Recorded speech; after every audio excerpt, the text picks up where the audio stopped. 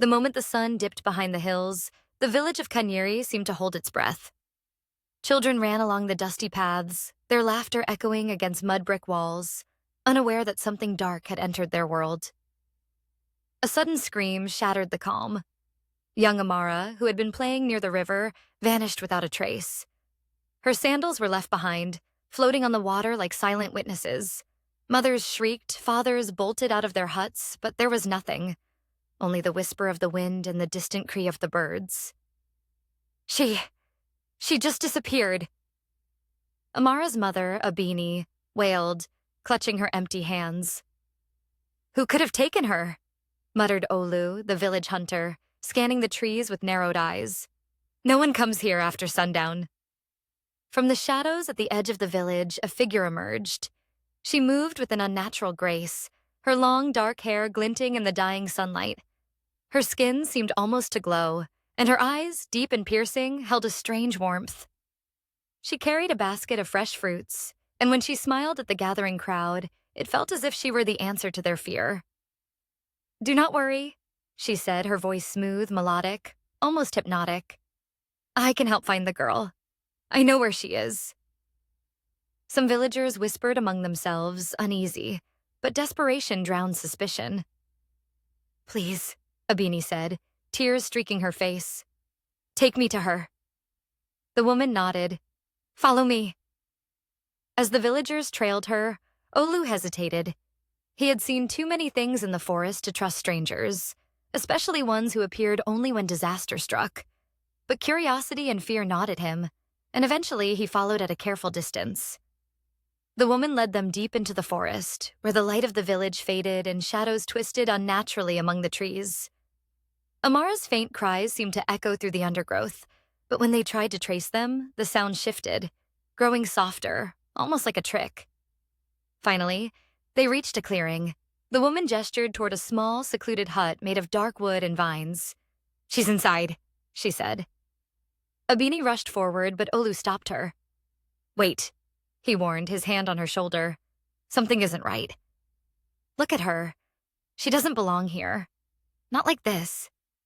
The woman turned slowly, her smile unchanging. You doubt me? She asked. Her eyes flashed, and for a heartbeat, a strange shadow passed over her face. Something older, colder, and frighteningly powerful. I just want my daughter, Abini said, trembling. Then step aside, the woman said, and her voice carried a sharpness that made the birds scatter. Inside the hut, Amara sat quietly, her small hands folded in her lap. But she wasn't crying. She wasn't scared. It was as if some invisible hand had lulled her into obedience. Abini's heart pounded. Amara, my baby, she shouted, rushing forward. The woman raised a hand, and the forest seemed to hold its breath. Do not touch her, she warned. You do not understand. Olu stepped forward, placing himself between the woman and the desperate mother. Then explain, he demanded. Why are you taking the children? What is this place? The woman's smile returned, slow and deliberate. This place is safe. For them. For now. But soon they will understand. Understand what? Olu pressed. His voice trembled with barely contained anger. The woman's gaze shifted, scanning the forest, as if weighing whether to trust him. You speak of safety, yet you know nothing of the world beyond these hills, she said. These girls, they carry a gift, a power that must be awakened, nurtured, or it will destroy them. I only guide them. I protect them. Abini shook her head, disbelief and fear warring in her eyes. Protect them? You've been taking them. How is this protection? The woman's expression softened almost imperceptibly. Do you truly think the world outside is gentle, Abini? These girls, your daughters, they are chosen. I give them purpose. Without me, they would be lost. Olu's jaw tightened. He didn't believe a word. You've taken more than one child, he accused. The other villages are talking. They're scared. They call you a witch. The woman's eyes darkened. Names do not bind truth, she said. They call me what they fear. Fear is always louder than understanding. A silence fell over the clearing, broken only by the rustling leaves. Amara looked up at her mother, her expression blank, almost too calm. "Mother, she says I must go with her," she said softly. "No," Abini cried, her voice raw. "You are coming home with me." The woman stepped closer, her movements unnervingly fluid. "You cannot stop what is meant to be," she whispered. Her hand hovered near Amara, and the air itself seemed to bend slightly, carrying an almost tangible weight. Olu's eyes narrowed. "You're playing with things you don't control," he spat. "You won't leave here with another girl without consequences." The woman laughed, low and melodic, a sound that carried both warmth and menace. "Consequences? Perhaps. Or perhaps you will see the truth, and it will change everything you thought you knew." Suddenly, a noise from the trees startled everyone. A twig snapped underfoot. From the shadows, more villagers had arrived, drawn by the cries and commotion.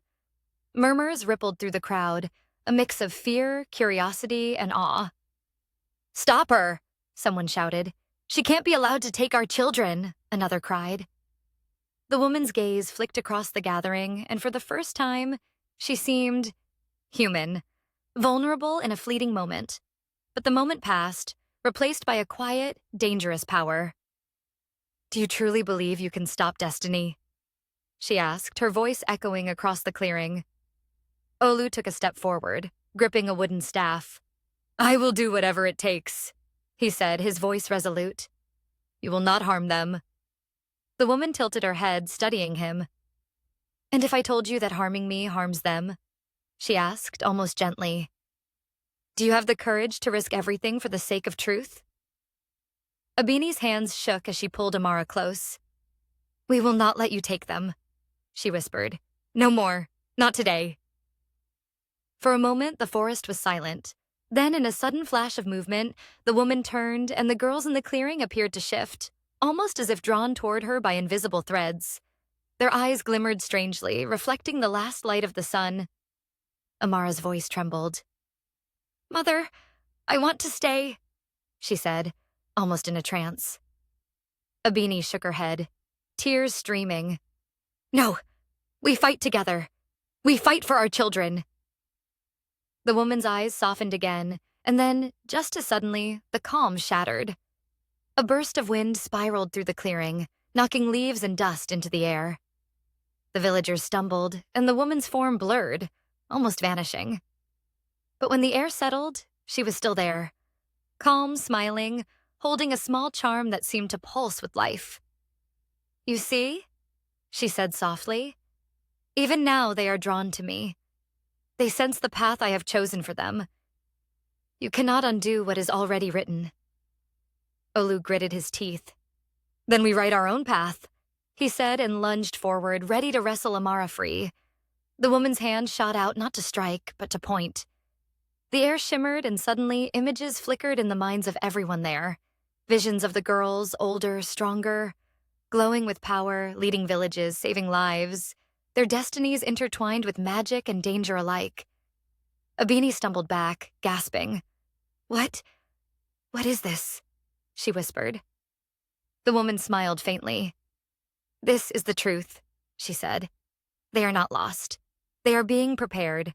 One day, you will understand. Until then, protect them in the way you know how." With that, she turned and stepped into the shadows of the forest.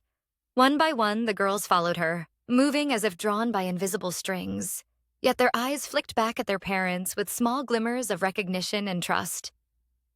Olu and Abini stood frozen, hearts pounding. The forest returned to silence, leaving only the distant cry of a bird and the rustle of leaves.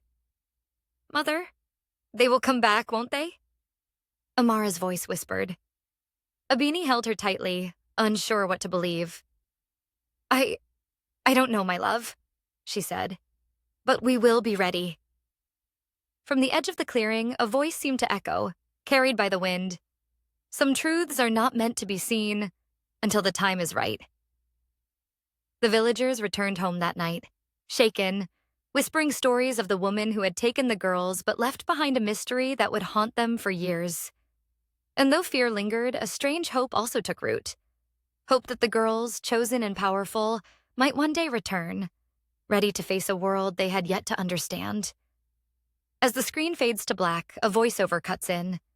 What would you do if someone you trusted had a secret so powerful it could change everything? Comment below, like, and subscribe for more stories from the heart of Africa, where legends are alive and danger walks among us.